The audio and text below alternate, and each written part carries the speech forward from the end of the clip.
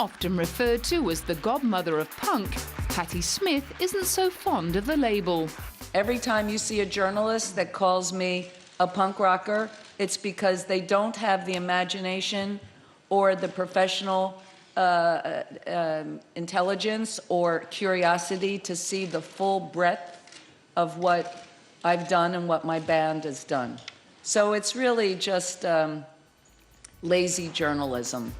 The daughter of a jazz-singing Jehovah's Witness, she was born in Chicago in 1946 and in the late 60s moved to New York, where she frequented fashionable nightclubs and befriended musicians and photographers such as Robert Mapplethorpe.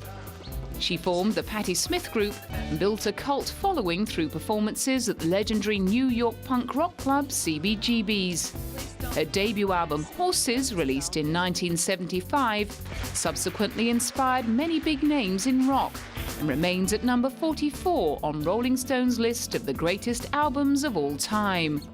Over the decades, she's collaborated with the likes of Bruce Springsteen and Michael Stipe's, covered songs by Kurt Cobain, the Rolling Stones and Prince, exhibited her own paintings, delivered literary lectures and been named a Commander of the Order of Arts and Letters by the French Ministry of Culture.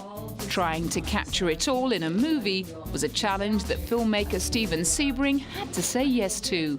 I mean, she does so many things. I mean, how could you not, you know? I always think of this movie as like a fine wine, you know? And we had no design. You know, I didn't have a design. She didn't hire me to film her. It just sort of happened naturally.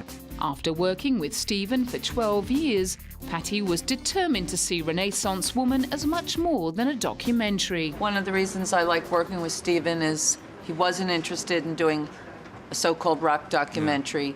He was interested because I paint, I take photographs, politically active, I'm a mother, and he was interested in everything that I do, and so that rock and roll, although is quite important, is in its place in accordance with my life.